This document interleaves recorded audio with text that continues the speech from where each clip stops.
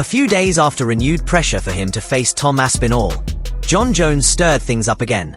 He posted online, downplaying the importance of holding onto titles, almost joking about giving them up. Many fans saw it as a not-so-hidden jab aimed directly at Aspinall. He's ducking Tom Aspinall and stuff like that. He said, I spoke to the UFC a long time ago about what my future plans are. I haven't really worked out since my last fight in New York City. Honestly, I believe it's in the UFC's best interest to keep presenting me as the company's champion, not Tom. And then he goes on to say, I've just been playing the role of the company man by doing nothing at all and holding all the position. And truthfully, it's been incredibly lucrative. I've made more money off of Tom being the interim champ than Tom has himself. It sucks to see the rest of the division get slowed down like this, but that has nothing to do with me. I don't pull the strings. Well, it does have everything to do with you, Jon. You are the champion and you're the guy that should fight, that should defend, or vacate. Jon Jones's demands of money for the Tom Aspinall fight were met by the UFC. They gave him what he was looking for and he still said no. So he just doesn't want to fight Tom. They literally, according to Ariel, who hates the UFC and would not make this up to make them look better, according to Ariel, they actually gave Jon Jones FU money that he was looking for and he still turned down Tom Aspinall. So it's not about money. It's not about anything. He just wants nothing to do with Tom. Very interesting from Jon Jones. Now, everyone is unanimously in agreement about this. So we see a few comments here. But the problem is there's still a lot of people and a lot of people that are always going to be talking about Jones and not accepting what should happen here. Logic should dictate that Tom Aspinall should fight Jon Jones. And you see by these comments, that's cool and all, but I thought Dana made it clear we wouldn't do business again with Francis. He won't. Dana is not going to accept this. Ngannou coming back to the UFC. The UFC could consider it, but again, he's got one more fight on his contract at PFL. And that just can't be dealt with in any other way other than him actually fighting out that contract. None of it matters if Jones still has the belt. It's just another guy waiting to fight. I know it'll just be another guy in the logjam in the heavyweight division, but maybe the UFC could use this against Jon to say, listen, we can move on from you. But I don't know. They aren't. They're just going to let him ruin. We are genuinely going years without a heavyweight fight in the UFC. Because Jon Jones is just allowed to do that. We have never seen this before in the history of the sport. This is fucking insane. And that's exactly what has fans frustrated. Tom Aspinall has been showing respect, staying busy, and asking for answers, while Jon Jones keeps cracking jokes about stepping aside, steering clear of tough matchups, and hinting at walking away. Meanwhile, he's still holding the UFC heavyweight title and keeping the entire division on hold. An idea. He was the one who delayed till Francis was out the fucking door. He could have fought Francis a long time ago. If he'd just taken the chance of going up the heavyweight earlier, we could have had him versus a prime Cain Velasquez. Cain Velasquez was 240. Jon Jones is 260, 265. And you're telling me Cain Velasquez was too big for him? What a load of shit. Stipe Miocic could have fought him in his prime, another one who was no bigger than Jon Jones. So when he's giving it the big and being like, oh, well, people always think someone's going to come and dethrone me. And yeah, I get the narrative. That was the way at light heavyweight. There was always that next guy coming up. But you ain't never fought an animal like Tom Aspinall, who is as quick on his feet, who has the speed that he does at 260 pounds, who has the heavy hands that he does. You have never been in there with a beast like that. It's just not happened. I'm not saying that means Aspinall wins, but for people to do the Tyson Fury thing of going, oh, well, he's always won, so therefore he always will win. When you're an interim champion, they only make an interim champion when the champion cannot defend the belt. So for Jon Jones, he couldn't defend the belt because he tore his pec muscle. So the interim champion means he should be fighting the champion right off the bat. That's not the case with Jon Jones, right? Because Jon Jones is going to fight Stipe Miocic. So the interim champion is supposed to sit there and wait. But by law, in like the regulations, once Jon Jones steps in the cage, he is stripped of his interim champion because the champion has returned. There is no longer for interim champion. What is the point of having an interim champion when the champion is ready to fight? This is the only sport in the world you can have somebody hold your career back. Yeah, I've been almost a year inactive. with no prospects of anything. Just be ready, and we'll just let you know. Yeah. And that's kind of difficult, like mentally, to. Oh yeah. This is the fight against Jon Jones. Like, not the fight is another thing. Yeah. This is the tricky bit where I really have to stay switched on, stay motivated, and I'm trying my best. I'm trying. It's tough, as you said a minute ago. No one really knows what's going on behind the scenes apart from me. Exactly. You're in the office cooking. I train all the time anyway. Just because I've not got a fight doesn't mean I don't train. Like, I honestly can see Jon's point of view. I get it. I get it. It's just about the title for me. I just want the title. That's it. Does nothing else really matter. So you're like, let me do my thing. Let me fight. I just want to fight. And I think that's the respectful way to go about it. It's like, you don't care if it's Jon, and it's no disrespect to Jon. It's no disrespect to anybody out there. You're just trying to fight. I just want to fight. This kind of trolling is only adding fuel to the fire, because at this point it's gone beyond a typical rivalry. It's become a standoff. Fans are frustrated, feeling like Tom's career is being put on hold. Fellow fighters are speaking out, analysts are questioning the situation, and meanwhile Jon is halfway across the globe, firing shots on social media. Nobody knows when, or even if, he'll step back in the cage. Now the big question is what happens with Tom Aspinall. Does he have to defend the interim belt yet again? Despite already beating the top contender, UFC is about one guy being the champion of each division. I defended the interim once already. It's almost unheard of. That it's unprecedented. I thought it was silly the first time, to be honest. The reason that I did it, the first time I fought Curtis Blades, it went down as a loss. I got injured.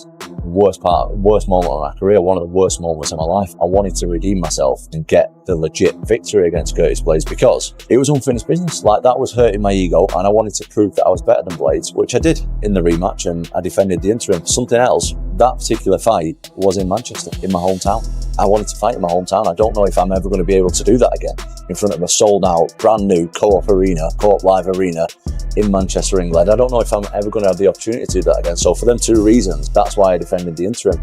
I'm not doing it again. Like, I've cleared out the rest of the division, undisputed, and that's it. I deserve a shot at being known as the best heavyweight walking around on planet Earth. It doesn't matter on the opponent, undisputed next. Stupid. I have no idea the reason why the UFC don't really want Tom to fight anybody else other than Jon Jones. And, you know, they're saying, stay tuned. That's the message they wanted Tom to give out to people. And we had the meeting with Hunter. And they're going to try and fix the fight with Jon Jones, but we're still in April now. Still waiting for this guy to say, I'll have a fight or I'll not have a fight. And I don't really understand that. He's a fighter who should be having fights. Why is he just still sat around not giving an answer as to whether he's going to fight or not? Tom's done all he can do. You know, he's fought in the middle of the night to defend an interim. He fought for an interim because the fight was on for him to do an interim and he couldn't turn it down. And he won that. What else can he do? Will Tom sit around waiting for Jones and risk losing another year of his prime? Or will the UFC finally step in and take action? Some believe a rematch with Cyril Gane could be next, but Tom has already made it clear that's not the fight he's looking for. Cyril Gane is maybe next opponent for you? Well, he can fight Almeida first because he refused the fight with me. So now, before he jumps back in and waits for a shot, he can fight Almeida. Them guys can fight and the winner can fight me. Cyril tweeted that he thinks you should be careful what you wish for and he'll see you in Paris. How do you think you match up against Cyril? I better be careful, apparently. Yeah. I think I match up pretty well against him. I think I'm equally as fast as him. I move equally as well. The difference is I can grapple. I've got a lot of power. And I think that's pretty undeniable at this stage of my career. I've got a lot of knockouts on my record, mate. I have to touch you once, and I wasn't even throwing heavy tonight. I thought it was going to be a 5-rounder. I didn't mean to knock him out. I was pretty sure that was going to be a 5-round fight tonight, and just takes one shot, mate, at heavyweight, especially with me throwing him. Dismissed me on multiple occasions, and I'm not the first guy that he's dismissed. I'm not the first guy that he's ducked. It's out there for people to see. The reason that I got the Pavlovich fight was because Cyril didn't want it. So he ducked Pavlovich. He then ducked Curtis Blades. Curtis Blades has been on record saying that I asked for him years ago, didn't want it then. I then asked for him in Paris. They flew me over. We tried to make that fight. He didn't want it then. And We'll see what the UFC... Gane has stayed quiet, picking his spots carefully and avoiding the toughest challenges. Aspinall isn't interested in another placeholder fight. He wants either the undisputed belt or an opponent who brings real danger. That's why the name Francis Ngannou keeps resurfacing. Tom has openly said he'd face Francis without hesitation, and the MMA world lit up at the thought. Because if Jon refuses to fight and the UFC drags its feet, then maybe the answer is bringing back the biggest name outside the promotion to give Tom the challenge is earned. And if that happens, it puts Jones in a tough spot. Not just when it comes to legacy, but in terms of attention. If Tom steps in with Francis, wins, and delivers a statement, the pressure on Jon to return and prove himself only grows heavier. That's why fans aren't laughing at Jones' comments about dropping belts. This situation is serious, and the division can't afford to stall any longer. It's a conversation we've had many times now, the Tom Aspinall, Jon Jones fight. It's a bit different now, right? Because Jon's been tweeting a lot about the fact that he's told you his plans, he's ready to vacate the belt, and all the rest of it. He said he's ready to vacate the belt? He said he doesn't care if you strip him, he would vacate it. Crazy. Yeah, I've been busy. I haven't been keeping up with the gossip. He comes back, he's either back today or came back yesterday or whenever he's in Thailand. So he's home. We'll be home tonight, Tuesday. We'll figure this out. But if he doesn't fight Tom Aspinall and he does walk away, do you think he's ducked him? Tom Aspinall's the guy. He's the guy. Listen, if the guy wants to retire and doesn't want to fight, nothing you do. I didn't want Habib to retire. I thought DC should have stayed in it longer. So it's none of my business. I'll do what I can to make the fight if we can. If he's talking that crazy. I didn't realize that. It was kind of crazy how much interest Jon showed in the Francis Ngannou fight. Like, there was some tweets going back and forth. What would happen if he came to you and says, like, I'll fight, but I won't fight Aspinall, I would fight Ngannou? Would you even be interested in that or no? I don't have Ngannou on her contract, and Aspinall's the guy. Right. If you were put in the position, would you maybe try to get Ngannou back in her contract or no? Probably not. To clarify, you said that Jon agreed to fight Tom, yeah? Jon agreed to fight Tom? Is that what you just said there? Before, like on the last answer, you said... Jon agreed to fight Tom, yes. So he has to sign the contract. Right. Yeah.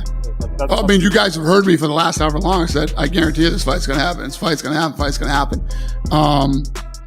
You guys told me the crazy shit that was going on Instagram and all these other places. But yes, I've been saying Jon is going to fight Tom.